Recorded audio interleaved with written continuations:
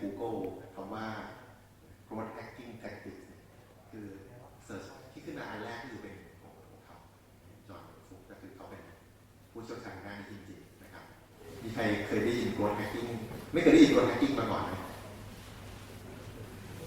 ไม่เคย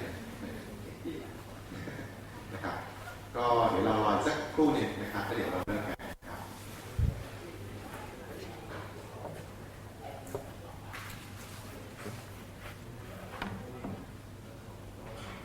2 minutes. Okay.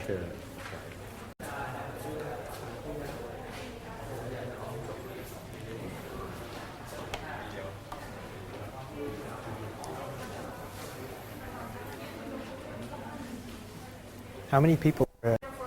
Okay, use the microphone is better. Got it. Is that better? Oh God, that's loud. Okay. Test. Okay, about here. About here is good. Okay. Hi everyone. My name's Jon Yongfook. I actually live in Singapore. I'm based in Singapore, but I travel around a little bit. I lived in Japan for a while as well, but we'll get into me a little bit later. I work with 500 startups. I'm a mentor with 500 startups. I'm also a mentor at Singapore Management University, so I do a little bit of work with both of those. And I run my own company as well. And I've started a whole bunch of things in the past, which I won't talk about today. Today, though, we're going to be talking about growth hacking, which is, in other words, ways that you can get more users. In fact, 21 different ways. Now, if you Google for growth hacking on Google, I'm number 1. So I'm pretty happy with that. You can try it. So that's my social proof. Thank you. Woo! So I have a bit of a disclaimer. That's what you're going to hear today is this is all stuff that I've experienced myself. So this is not like I've read a bunch of blog posts and now I'm telling you. This is all stuff from my And at that startup, we went from about 0 members to about 500,000 members.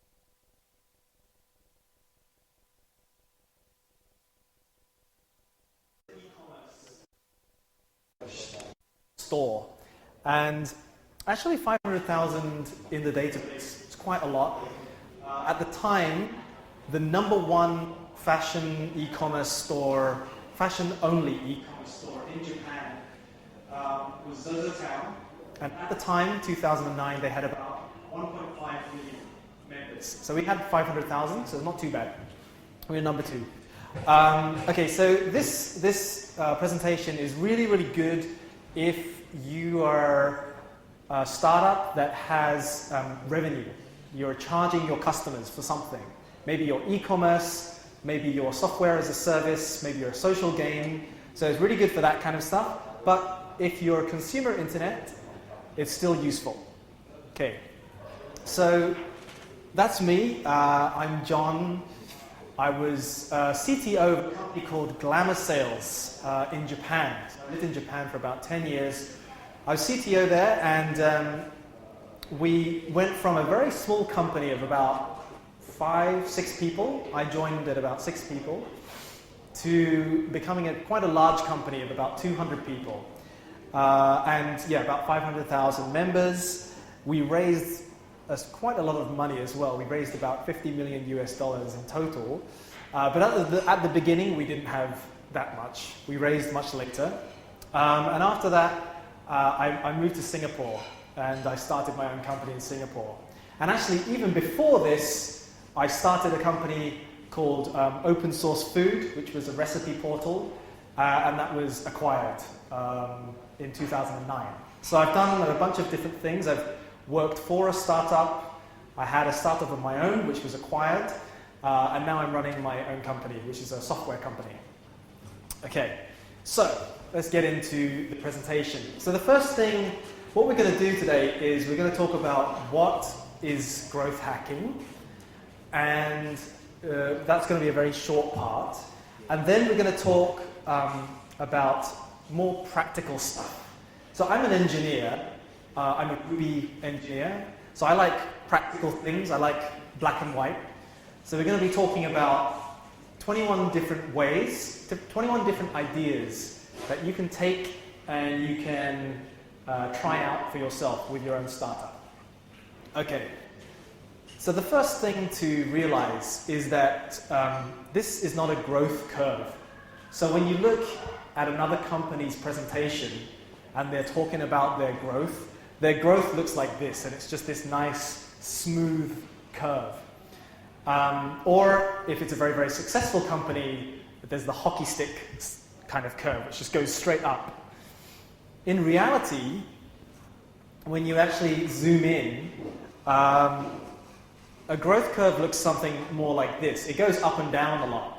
So what you'll find is you have these periods of slow growth that are more strategic, that are more planned out, and then you have periods of very fast growth where you're doing something tactical, or maybe it's like a seasonal campaign, some kind of partnership, but you tend to have a combination of these two types of growth, like slow and steady, and fast and unsustainable. So that's what our growth looked like at Glamour Sales, which was the e-commerce company. It was always going up and down. Some stuff was very strategic and slow. Some stuff was very sudden and still planned, but very unsustainable. It would go up and it would go down. Okay, so the 3 commandments of growth hacking. These are the 3 things that you need to know in order to successfully kind of reach your customers and convert them. So you have to know what your customer wants. It's kind of obvious.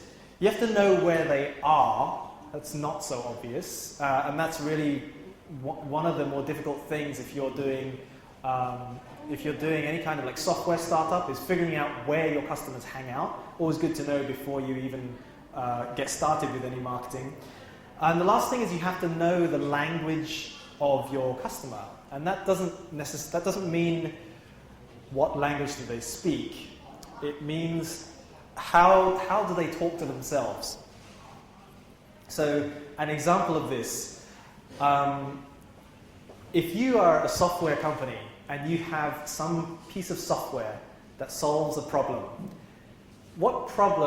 how does your customer speak to themselves? How do they articulate that problem to themselves? Does your software help them save time? Does it help them make more money? Does it make them look good?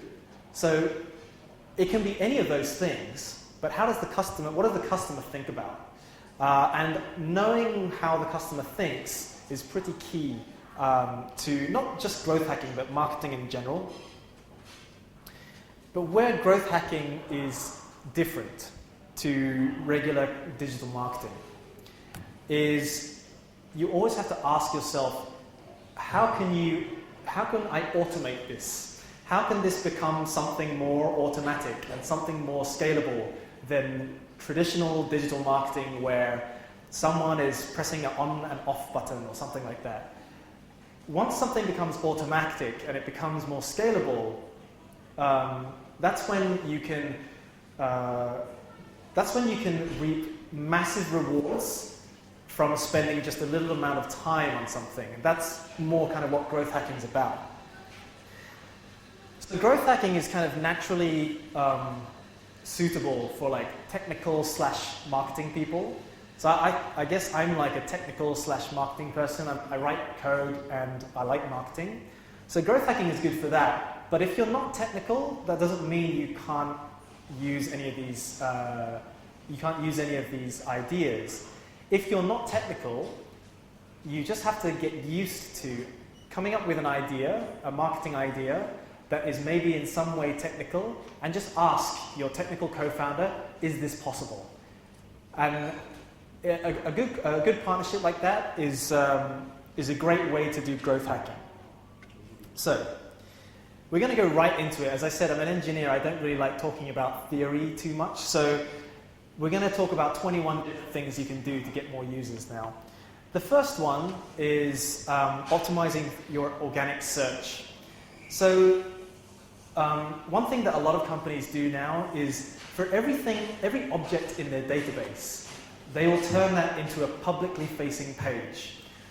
Even if you're a members-only site, even if you're a private website. Pretty much every example, every big website that you can think of has done this, has flipped this on at some stage. For example, Facebook used to be completely closed. Now Facebook has public profiles that you can Google. If you Google my name, my Facebook page will come up. Same with my old company, Glamour Sales. We were a private sales website. There was nothing visible to Google at all, apart from the home page. But after we switched on public pages for all of our products, we would get more organic traffic. And you can do this in a variety of interesting ways. So for example, there's this hotel booking site, Direct Rooms. It's kind of an average hotel booking site, but for every single country in their database, they have a landing page. And this landing page has been created from a template. It's created programmatically, and it's facing Google. And if you Google for a country, if you Google Thailand hotels, this landing page comes up, and it's part of their organic SEO strategy. But it's kind of maintenance free. They didn't have to build this page. So anyone can do this. Anyone with a database full of objects can do something like this. Things to remember, make sure that you update your sitemap.xml. So Google needs to know where these pages are. And ideally, your sitemap.xml needs to be created automatically every time you push new objects into the database. And you also have to have a really clear CTA. CTA is a call to action, like a big button that says sign up, or a big button that says download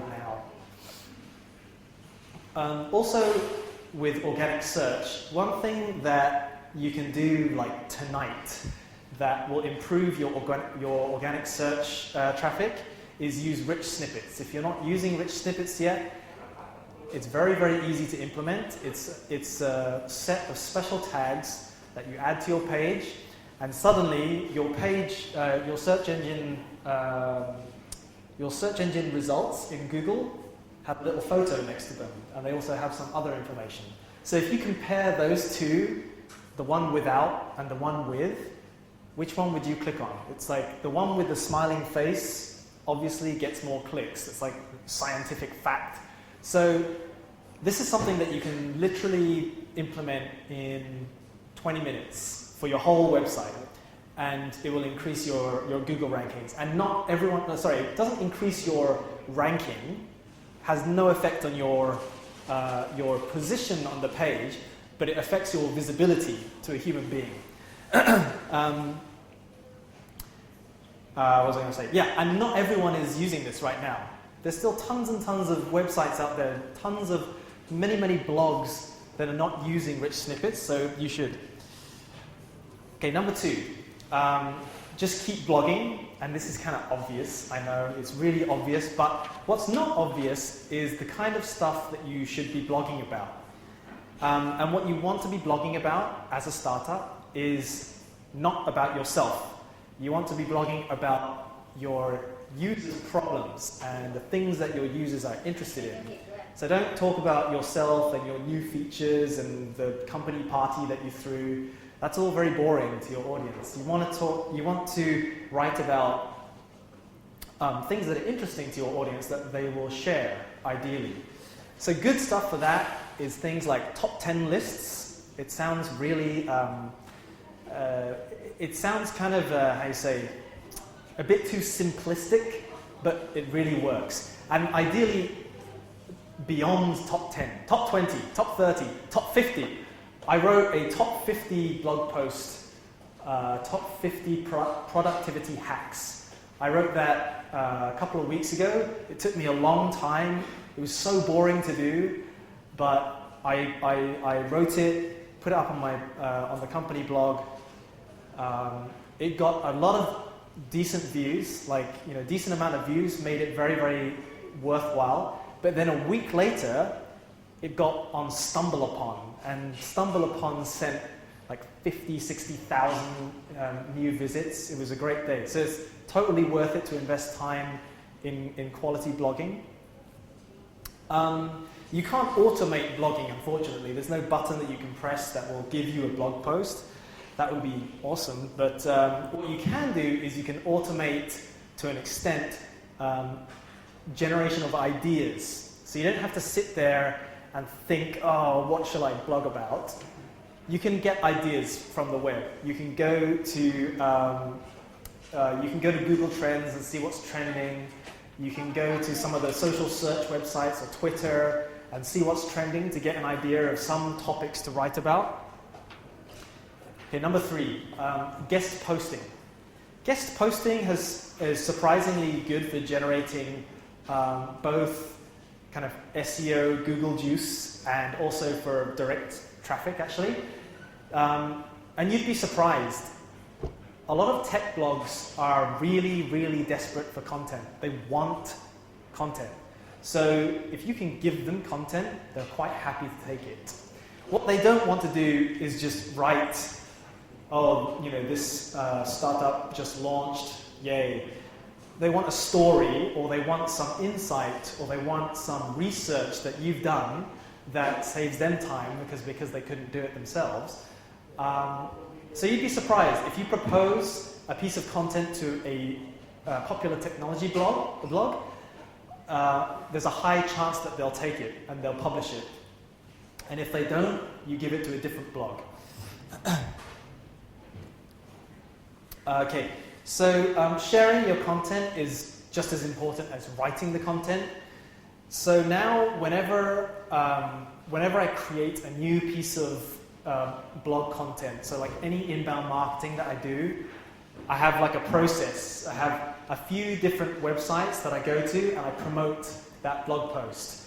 And that's just as important as writing the blog post itself. So for example, I'll go to Reddit and I'll go to Reddit/r/productivity, and that's where I promote all my productivity related blog posts, that kind of thing. And if you just have half a dozen or a dozen different places like that, and you just get into a habit of every time you write a post, you promote it in these dozen different places, you'll generate traffic. Again, you can't automate this exactly, but you can half automate it. You can pump these into Buffer so that at least your blog posts get shared on Twitter and Facebook and whatever other social networks you have connected to Buffer. Oh, and SlideShare is a surprisingly good place to put your content. If you've created a good blog post, think about turning it into a deck and think about putting it on SlideShare. SlideShare has really good Google rankings. So if you search for stuff, the SlideShare post will be quite high up. It'll be maybe on the first page. Same with Quora. If you can, get content into Quora, answer someone's questions, and say, hey, by the way, you should check out our startup. It's actually a surprisingly good place to drive traffic. Tons of Quora posts have really good Google rankings, so you should take advantage of that. Okay, number 5 is landing page tests. This is kind of an obvious one that probably most of you are doing, so I won't go into it too much. I'll just say that in all the testing that we did at Glamour Sales, and we did a lot, the number one thing that one of the rules that we always had was to preserve the scent. So by that, scent means smell. Okay, so you have to preserve. Is that my phone? No, it's someone else's phone. Okay, sorry, it's kind of distracting. So if a user clicks on a call to action that says download now, you should bring them to a landing page that says download now. It's that kind of thing. You have to keep the same call to action. So a good example of this is Groupon or any of those group buying websites. But Groupon is a pretty well-oiled machine.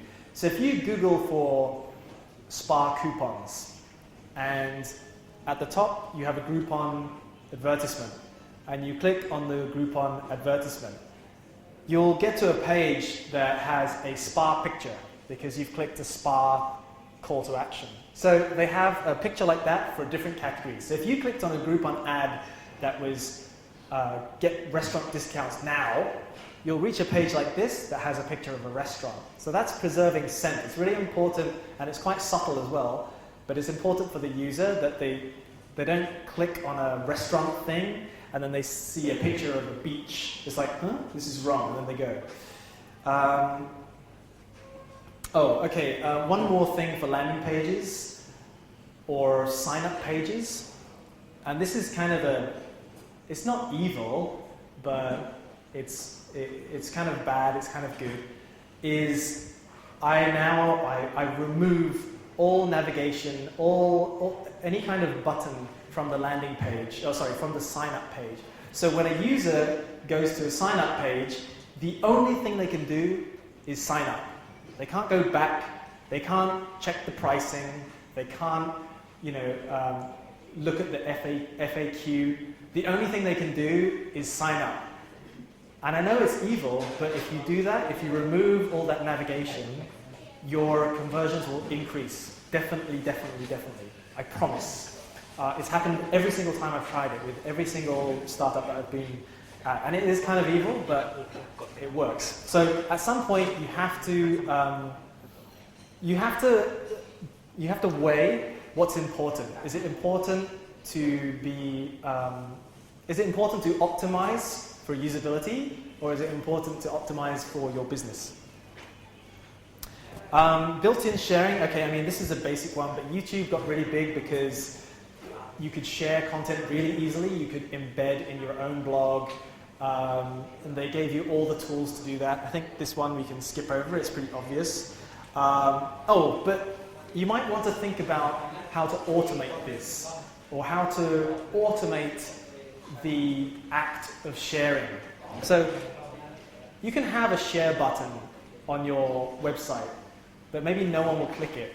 But if you build the share button into a process, so step 1, enter your name. Step 2, enter your email address. Step 3, oh yeah, you signed up, share. If it's part of a process, then it's a bit more automated.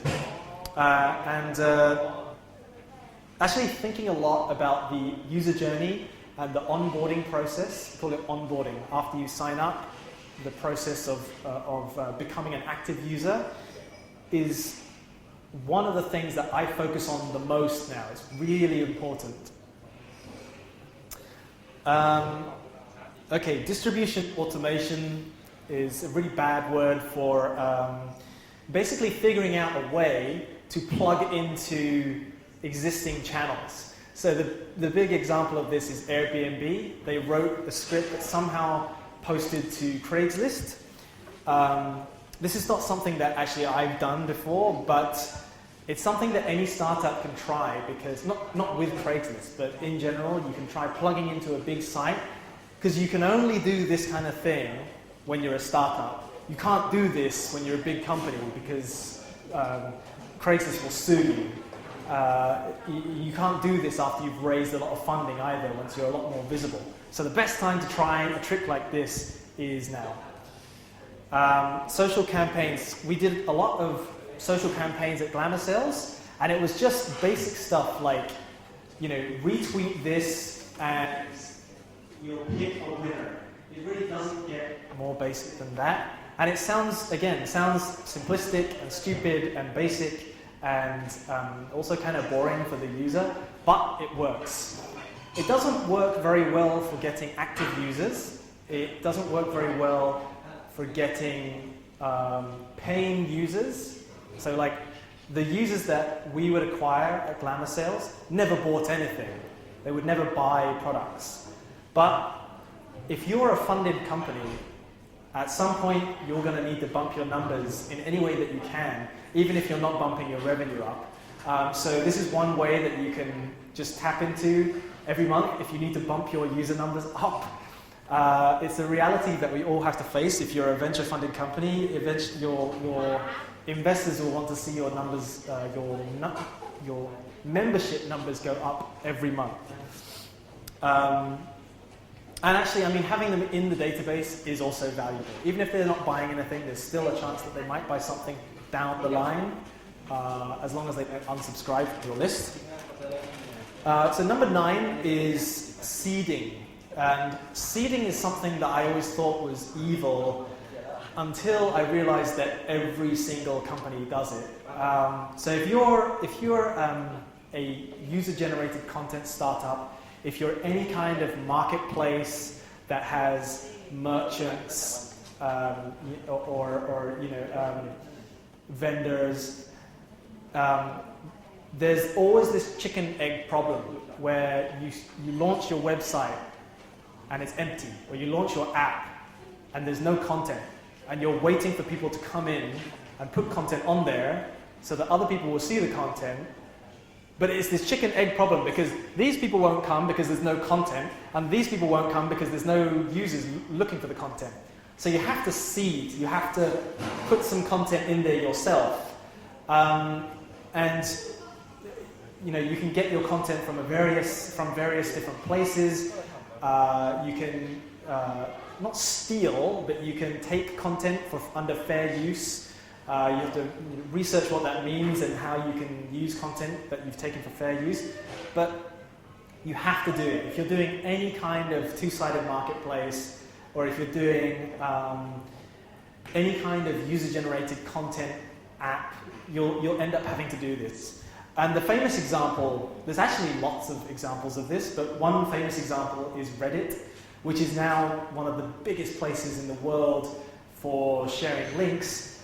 But in the early days, the guys from Reddit, they just made fake accounts and they posted themselves. Okay, number 10 is forced virality. So, in 2010, okay, I made a social game in 2010, just as kind of an experiment. I like games, I guess, so I thought it would be fun to try and make one. And it was a game where there was like 20 levels, and at level 10, you had to invite someone to progress. You could not get to level 11 unless you invited a friend. So it's completely forced. And I thought that people would be really angry. I thought like users would get to level 10 and be like, now I have to invite a friend, this sucks, and like leave the game. But actually, the majority of people invited a friend, which was great for me and great for the game. It's not something that I would do again, but it worked, and that's all I'm telling you. Okay, so CRM automation. Actually, the better term for this, I should update this deck, is lifecycle marketing. And if you take anything away from this presentation tonight, the number one thing that I would recommend to you is to implement some kind of lifecycle marketing into your app, into your service, because bang for buck, that's where I get my biggest rewards. So what do I mean by lifecycle marketing? Have you ever signed up for a website or signed up for an app, and a couple of days later you get an email from the founder or from the sales rep or something like that, and you kind of look at it and you can ignore it maybe, and then maybe a few days later they send you another email that says, hey, we thought you might be interested in this information. Here's a 10-step guide to using our service. And then maybe a few days later you get another mail. So this is life cycle marketing. It sounds kind of old school and it sounds kind of spammy almost, but it really, really, really works. And it takes so little time to set up, and you get so much back from it that I can't recommend it enough. It's my number one recommendation tonight. Okay, and I'll give you 2 examples of ways that I use this. So if you sign up for one of my services, if you sign up for Beatrix, for example, about 3 days after you sign up, you get an email from me. And that email says, hey, my name's John. It looks like I wrote it, okay? It's just a plain email. It says, hey, my name's John. Thanks for signing up. If you have any questions about the product, feel free to just email me. And it's sent from my real email address, and any email I get back, I receive and I reply to. That email, I get tons of replies to, and I get really useful questions. Like, a lot of people are asking me questions, like sales cycle type of questions, like, hey, does your app do this? Does your app do that? And I reply and say, oh yes, it does. I'm sorry, the instructions are not very clear. Or, oh, it doesn't do that, but we'll think about it. Maybe we'll implement that in 2-3 months' time. So that's really useful for me to get feedback about what users are having trouble with and what users want as well. The second recommendation is. What's the second recommendation? Oh, okay. This only applies to software companies, I guess, who have like a free trial, which is me. I have like a free trial for my software. So after the free trial has expired, I send a final email about 2 days after the expiration, and it just says, "Hey, I noticed your free trial expired. Can I get, can I understand like why you didn't sign up? Is there something that's missing? Is it too expensive?" Actually, no, I don't ask that because customers will always say yes, it's too expensive. No, I say, yeah, is there something missing? What would you change? What was good? And I get lots of feedback from this as well. You think that no one would reply to these emails, but a lot of people do.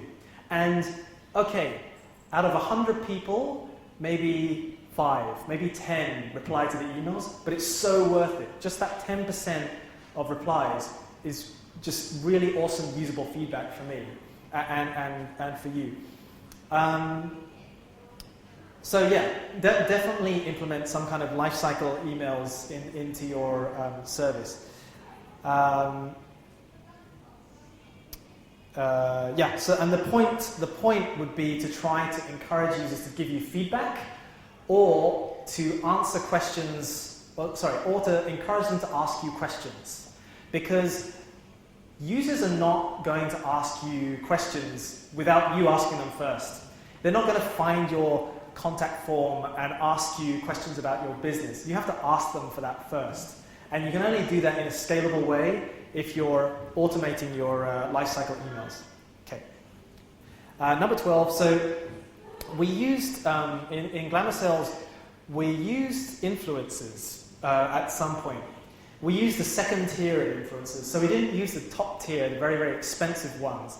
We gathered a whole bunch of people together who were like, level 2 bloggers, not level 1. They're like not super famous, and we didn't have to pay them. Or we paid them in commission. We didn't give them a flat fee. And that worked pretty well. It was just used for customer acquisition, a little bit of distribution. We gave them like a widget that they could put on their blog. That was basically like an ad space for us. It was like a flash thing that they put on their blog, and we could just swap out content whenever we wanted. It was great. It was like having our own mini ad network. Paid search is something that I personally won't do again, but it definitely worked for customer acquisition at Glamour Sales. But I will say that we had a full-time person on doing paid search. His whole job was managing our Google AdSense campaigns, AdWords campaigns, and it was a lot of work. And it wasn't all. It didn't really affect our revenue, but it did increase our user numbers quite reliably every month, which is why, as a venture-funded company, we allocated an amount every month to Google AdWords because it was a reliable source of customer acquisition, but not revenue. Your mileage may vary. Remarketing is something that I still want to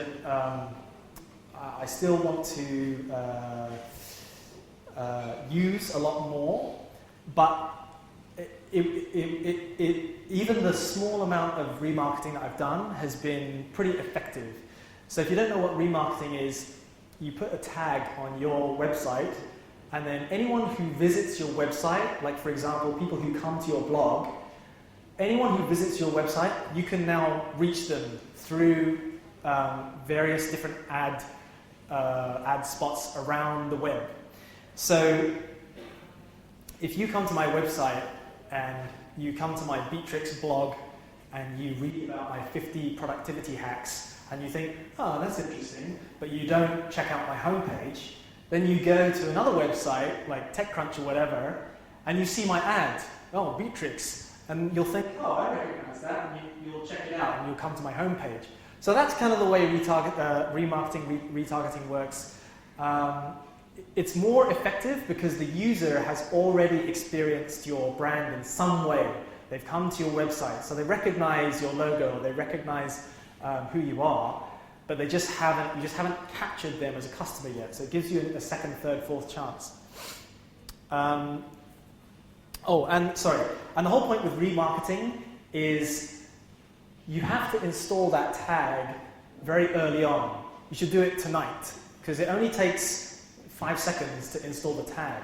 But from the moment you've installed the tag, you're building up your database of who you can retarget to. So if you install it now and then decide to do a remarketing campaign a couple of months from now, you'll have a few thousand people to remarket to. If you only install the tag in 2 months' time, you'll have 0 people when you start your campaign. Okay, so member get member. If you're e-commerce, you're probably trying this. You refer a friend and both people get rewarded. Dropbox tried this, or Dropbox did this very, very successfully. I think this works very nicely if your product has, if your product is not a physical good. But for e-commerce, it's a pretty costly, well, for e-commerce, it's not a free way to acquire users, I'll put it that way, but at least it scales linearly, which is quite nice. And it's one source of customer acquisition that's slow and steady. It's not going to go like this. It's just going to be slow and steady. We would get from member get member, we would get less than 100 new members per month because we didn't really promote it that much on the site. And I think in Japan, I don't know about Thailand, in Japan, it's a funny proposition to be rewarded for bringing a friend and for them to get rewarded. These kind of monetary incentives don't really work on Japanese consumers. But again, your mileage may vary. Get on Hacker News. I think the problem, the point I'm trying to make here is figure out where your users are, figure out where a lot of them are concentrated, and then work really hard to penetrate that channel. So for Hacker News, I launched a software startup on Hacker News that was very much targeted towards hackers. And it was very much, it was the kind of startup that generates revenue from day one. It was a software as a service startup. You just pay to use it. And the launch from Hacker News was just amazing. It was this massive spike of visits and also a massive spike of revenue. But only because that was my target market. So for you, if you're not building a software startup, then your target would be somewhere else. Your channel would be somewhere else. But find where that is, find your mothership, and figure out how to get involved. Okay, number 17. If you're in e-commerce, this might be interesting to you because this was by far our best source of customers.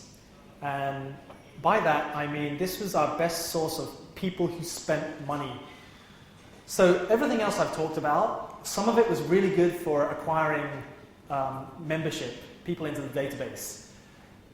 Others worked kind of nicely for getting people who spent money, real customers on our e-commerce store. But this tactic was the best one for getting customers who spent money. The numbers, the absolute numbers were small, but the revenue that we earned per customer from this partnership was very high.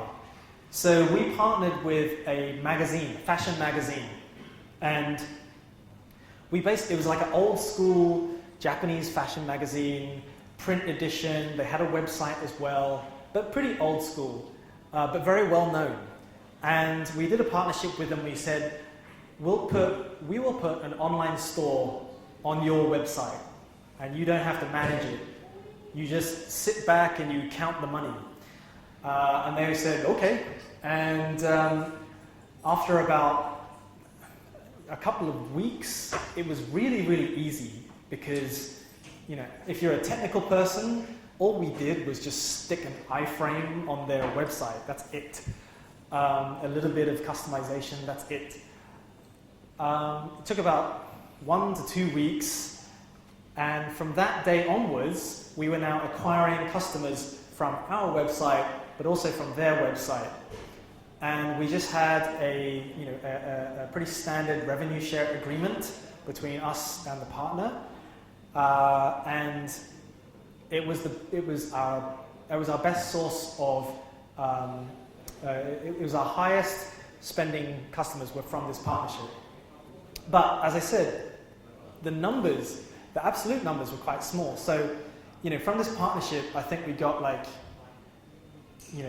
in total, we grew to about 500,000, 500,000 members. But from this partnership, it was a few thousand every month. That was it. It wasn't massive numbers, but they spent a lot of money. And the reason why is because they were exactly in our target market. And also I think because this site, this magazine had a lot of people going to it that had purchase intent, but there was no place to buy things up until we put the shop on their website.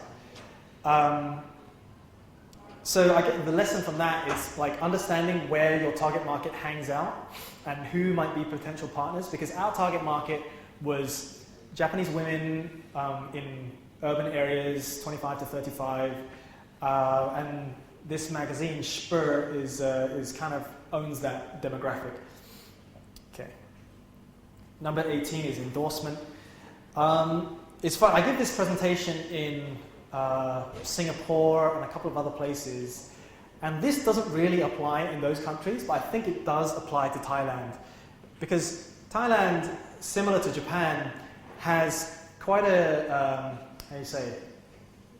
quite a structured business around commercial blogging, around paid blogging. So if you want a famous blogger to promote your product, you can pay them. Right? And there's probably an agency that you go through or something like that. In Japan, it's the same. In Singapore and Malaysia, they don't really have that. They do, but it's small scale. In Japan, there's a big company called, what are they called? Ameba. And they're the #1 blogging platform in Japan. And if you want to engage, if you want to pay a blogger, you go through this agency. So, and it's really expensive. So we only did it a few times, and it worked pretty well. For us, where our value proposition was quite attractive to women, to female readers of bloggers. It was 60% off luxury goods that they like Longchamp and Swarovski and a whole bunch of other brands. But the interesting case that came out of this was there was this one time we were doing a promotion. The brand that we were selling was a kitchenware brand. It was really, really nice frying pans. So we engaged a person with a cooking blog, a famous cooking blog, and it cost a lot of money. And we launched a campaign. She wrote about our frying pans, and we got a lot of sign-ups and a lot of purchases. So it was really good. We were like, oh, this is great. It worked out really, really well. But the funny thing was that another cooking blog, another famous cooking blog that we didn't pay for, picked up the story because she really, really liked the brand that we were selling. So she posted on her blog for free. She just said, oh, I like that brand. Everyone my audience should know about this sale. So she posted, and it turns out that her audience seemed to like our brand more than this person's audience. So we got a ton of people from this other blog and a ton more sales. So I think that was the one time for me that showed like paid kind of blog product placement can really work, but it's expensive and it's risky and it's kind of a gamble. So it's not something I would do as a bootstrapper, but as a VC-funded startup, we just spend money. No, but it was we're working with an agency, so you have a certain amount of guarantee. I definitely wouldn't do it working with an individual, but working through an agency, you have some amount of protection. I don't know what it's like in Thailand, but for example, in Japan, if you don't quite get the results that you were expecting, or that you don't get the results that you were sold, then they'll give you another posting, that kind of thing. So you're somewhat protected. Number 19, okay, so be fast. This is another technical thing, just for technical people, but the faster you can make your website, or the faster you can make your app, the more people will use it. That's like, there's a direct correlation there. The faster you can make your online store, the more people will purchase. The faster you can make your software, the more people will actually come back and use it regularly. It's one of those obvious things, but yeah. If you're running a technical team, or if you have a technical co-founder, and if you ever get into the situation where it's like, I feel the product is all here, I'm not really sure what we can do now as a technical team, just make it faster. You can always make it faster. So number 20 is tell the press. So you can automate this as well. There's services out there you can use. In fact, one of the services is my service, but you don't have to use that, obviously. But yeah, the point with this is you should tell the press what you're doing. You're not going to get featured in the press by accident. It's all premeditated. You have to be in touch with the press. You have to pitch them stories constantly. And the key word is stories. Just you launching is not a story. I think tech writers are a bit sick of writing about startups launching. It's not a story anymore. You have to have some angle, like we've saved lives, or we've reached 1 million users, or something like that. You can be creative. And I wrote a blog post about 10 different ideas that 10 different stages at your startup's life where you can think about writing a press release or contacting the press. The blog post is up here. This deck, by the way, just Google growth hacking deck or growth hacking presentation, and I'm pretty sure I'll be number one. Pretty sure. Okay, find the aha moment. So, I said before that lifecycle marketing is the number one thing that I do, the number one thing that I recommend. I guess this would be number 2. I guess. At least for me, this is something that I focus on a lot these days.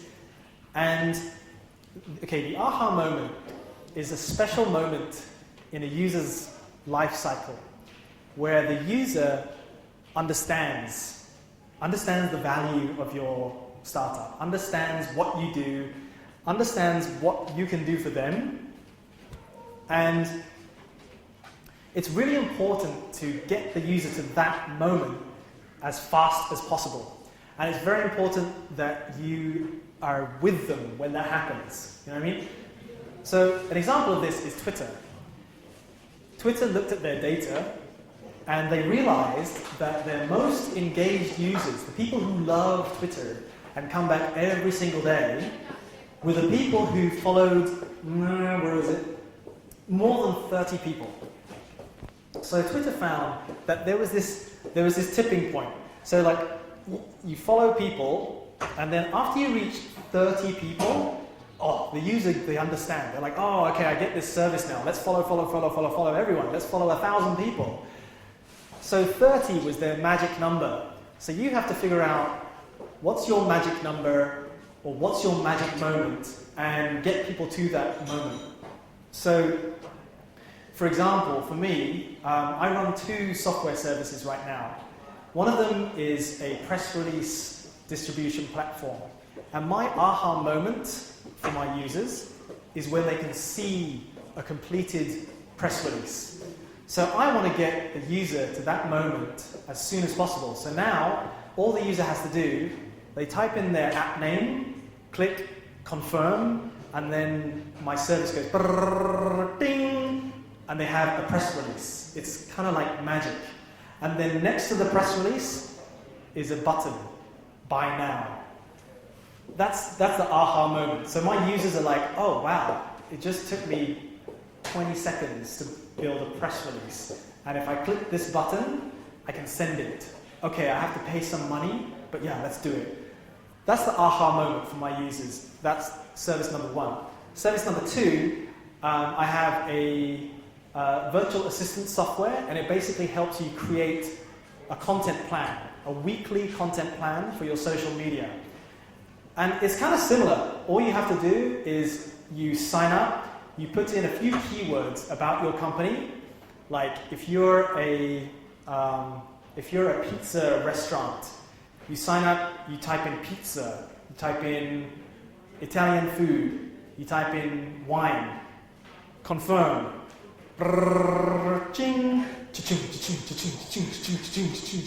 you get this like weekly plan of content that if you click start, the virtual assistant will start sending for you. And that process takes, again, like 20 seconds. So these days, I really try and optimize for this aha moment very early on in the life cycle of a customer. And the beauty of this is it's all about product. It's all about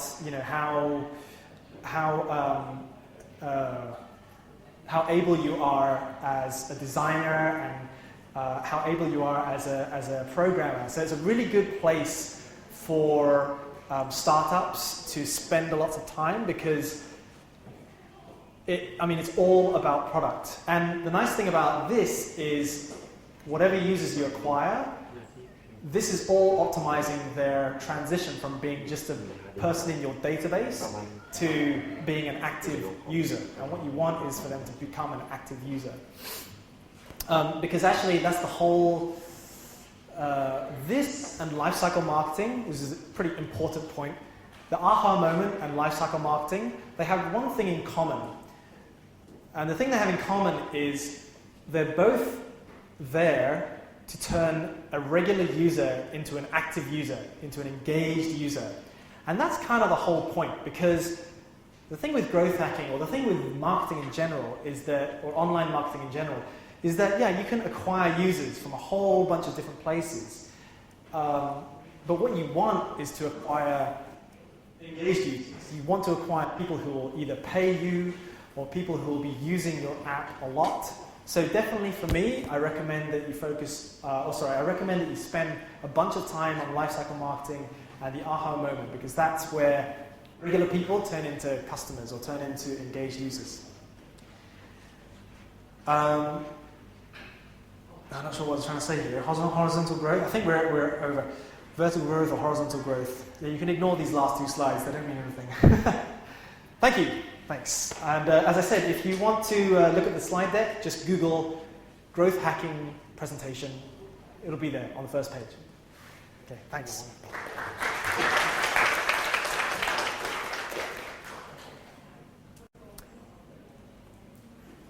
if anyone has any questions, I'm happy to answer any. Yeah. You mentioned the life cycle. Oh, We would recommend a service like Mailchimp. okay. It's a very good question. The question was, so when you want to implement lifecycle marketing, what do you use? You use an existing service like MailChimp, or something like, what's the other one? Intercom. Intercom is also, that's their whole business. They do lifecycle marketing. For me, I wrote my own thing that handles lifecycle marketing.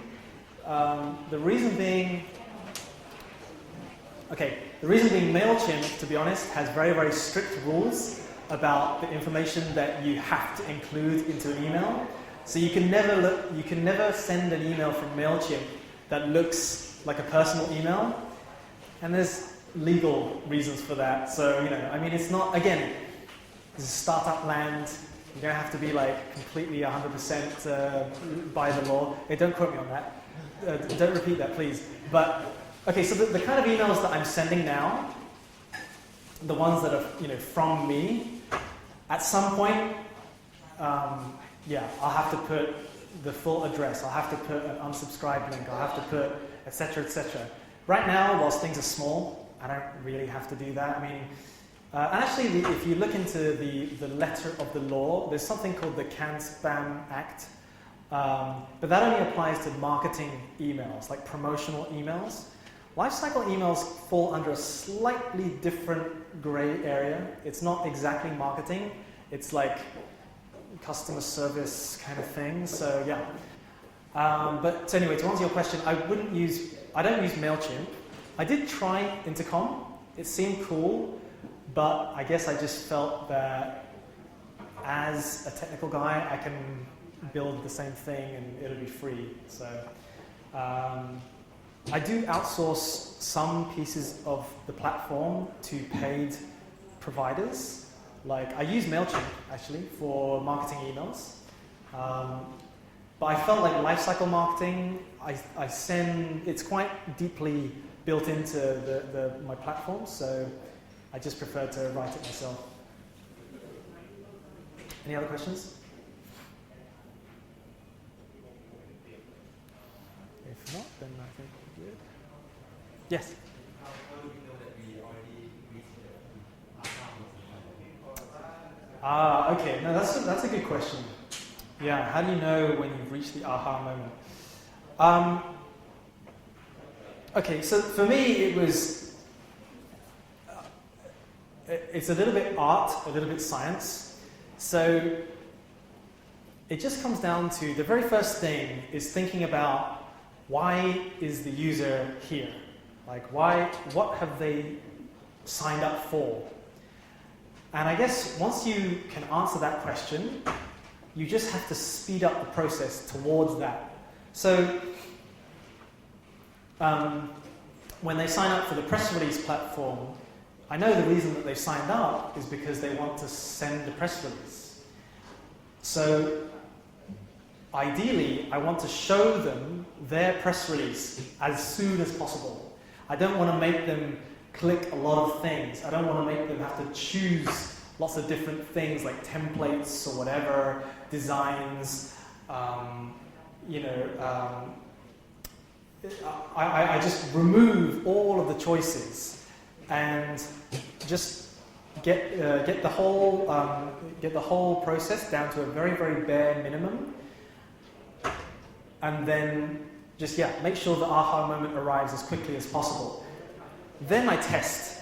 So that's the art part. The science part is testing and see if does that increase conversions or does that decrease conversions. And the nice part about the aha moment is that there should be a big conversion attached to it, either a sale or some other kind of action if you're not selling things. So it's kind of like it's a constant cycle between these two things, like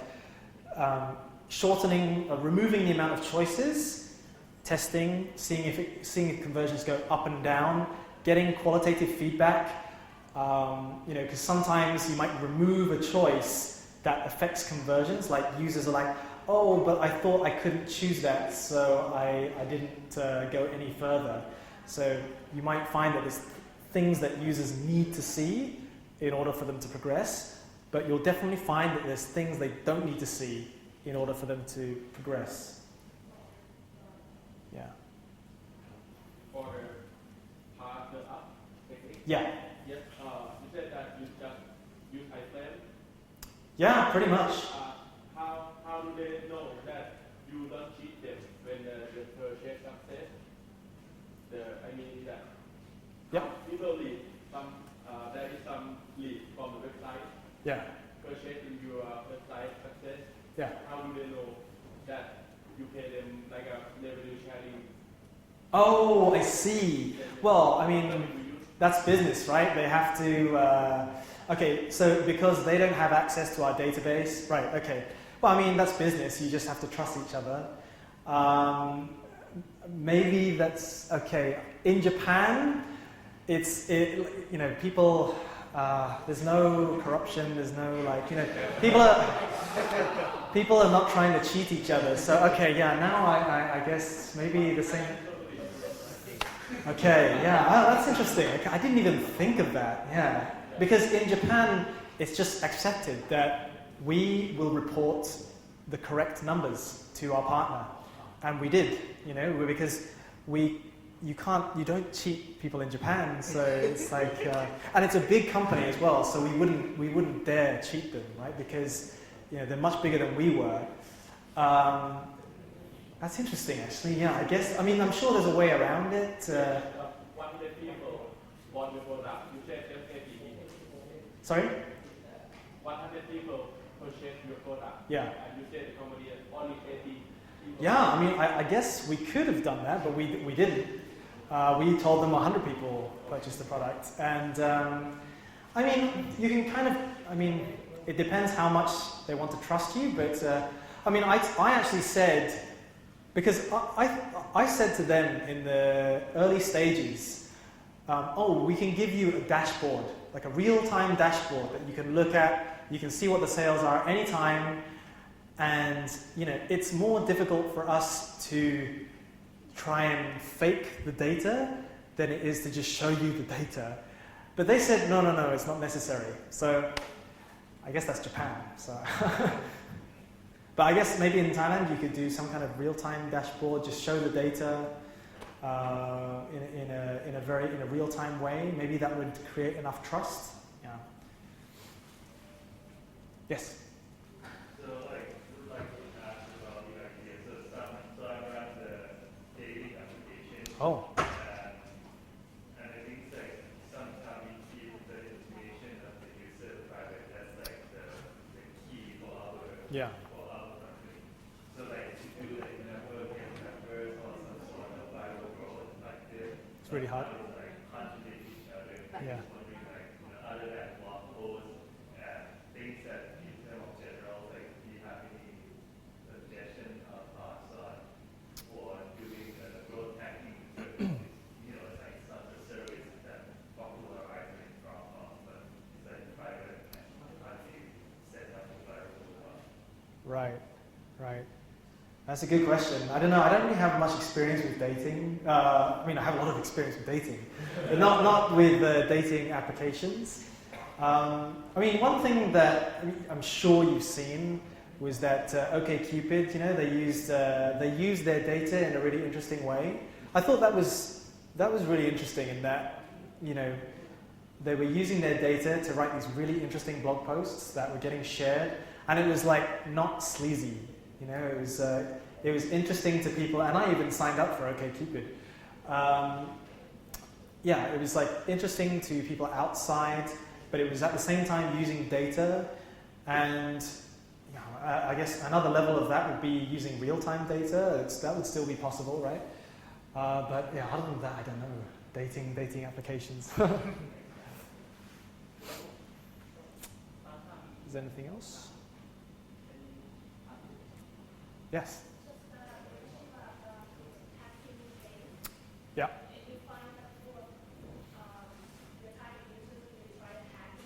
Just wondering what's the limit of safety?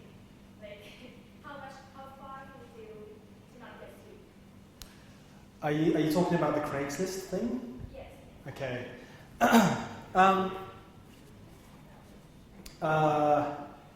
Well, I am not a lawyer, but the Craigslist example, I think the Craigslist example is good because ultimately what they were doing is they were helping themselves, but they were also helping Craigslist. So they're posting content onto Craigslist, which is what Craigslist wants. But Craigslist just doesn't want it done in an automated way. So I think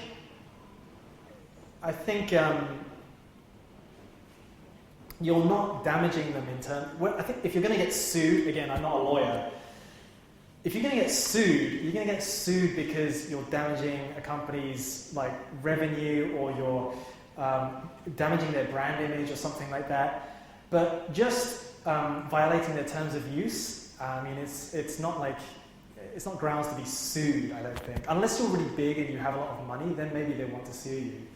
But terms of use violations, it's like, okay, the worst they can do is block you. But probably before they even block you, they'll just say, stop doing that. And you just say, oh, okay. So, I mean, again, I'm not a lawyer, but yeah, just don't hurt their revenue stream and don't hurt their brand image. And you probably, disclaimer, won't get sued. Yeah.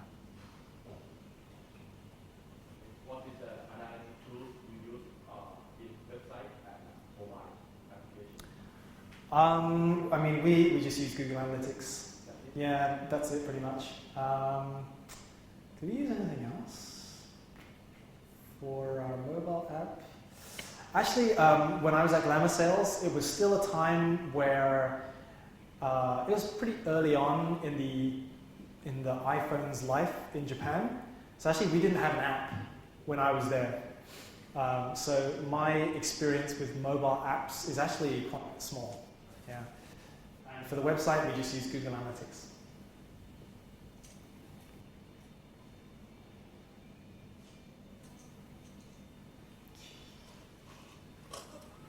Okay, if that's it, then I think we're good. All right. Thank you. Thanks.